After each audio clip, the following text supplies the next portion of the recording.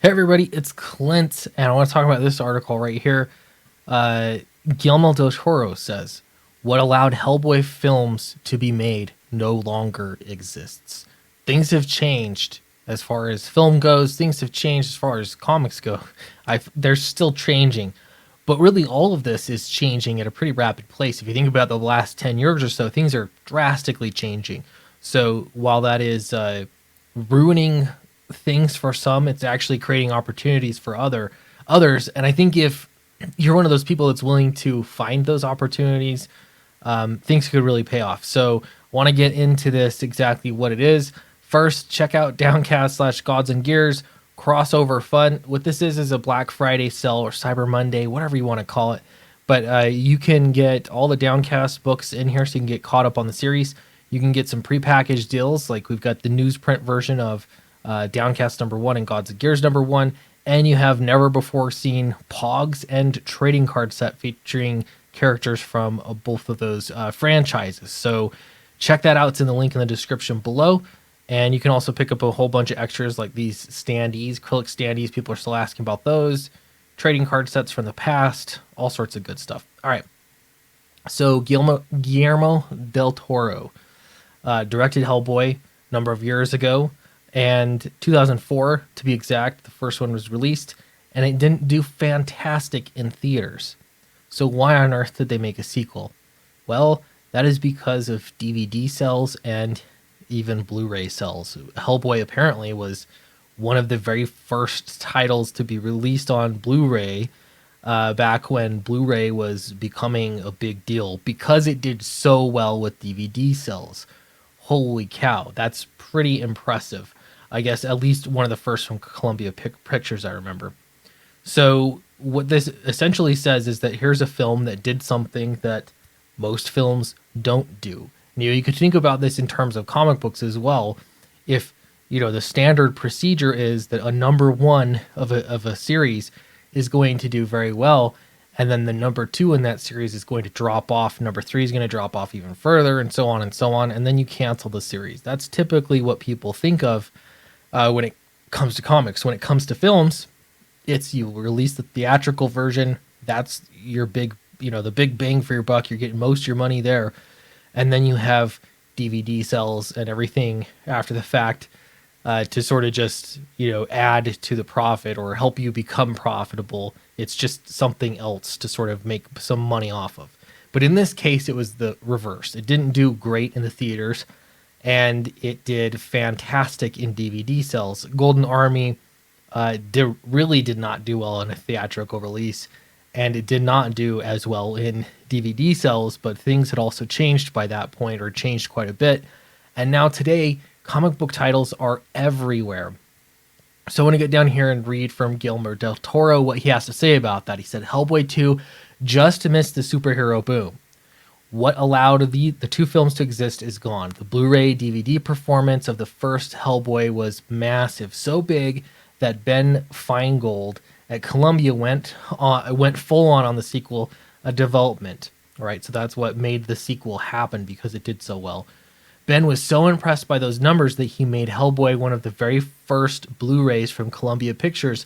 As far as I can recall, the number of home video surpassed theatrical.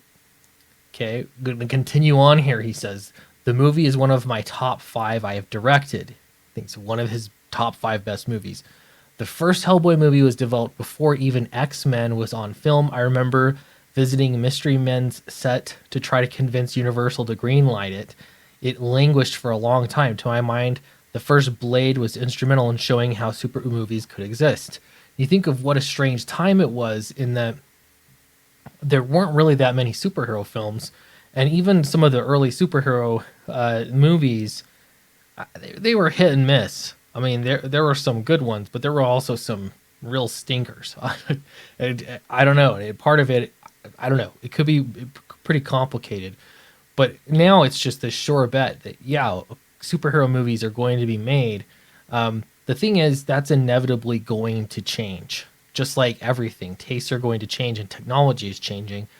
Because of streaming, Blu-ray sales, DVD sales have drastically changed, and they'll probably change even further down the line.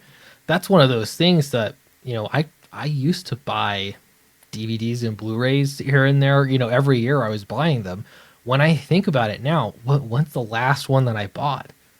It may be over a year since I even bought one, and even then, longer before that. Still, for the last one before that, it's kind of wild when I think about it, how much that has changed as far as DVD sales go. But that hurt these small indie movies in a pretty big way. So you got to kind of think of how would that help indie movies? How would a Hellboy being made for the very first time survive? How could it possibly be made today and exist and have a sequel made without those kinds of sales? It's interesting to think about that. He continues, at the end of the 20th century, there was a collision of Dark City and Blade that somehow, in a subtle way, paved a path via anime for Matrix to explode into the world. But still, back then, it was a counter movement to try and do superhero films, especially with material that didn't have Marvel numbers. For many years, to me, the proto comic book movie was RoboCop in so many ways.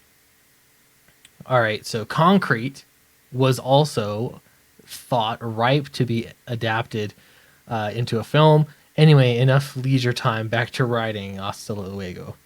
All right, so yeah, him just sort of remembering what it was like to make comic book movies in that time. So I am not going to lie, I'm actually looking forward to comic book films falling out of favor. I'm looking forward to the Marvel movies inevitably, eventually becoming not profitable, and there being something else out there. People just generally in the public are going to get sick and tired of the same things over and over and over again. It is inevitable. So I look forward to that, to see kind of what other new creativity comes out there. But I actually think it'll be good for the superhero genre in general, because it might be nice for comics. This is now where comics can be creative and they don't have to think about films after the fact.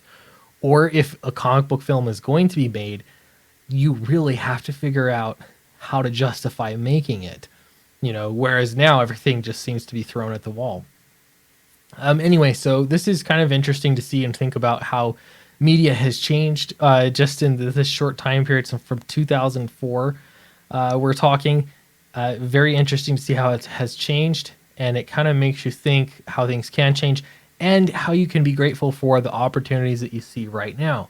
If you are a creative type making your own comic books or making your own films, independent films, like what tools are at your disposal and how do you have the ability to use those and do something special, or the opportunities that are in a counter movement, which is interesting. Going against the grain almost gives you some interesting opportunities that you wouldn't otherwise see. Anyway, thanks so much for watching. Really appreciate it. Don't forget to check out the Downcast /Gods and Gears crossover fun campaign, and I'll see you in the next video.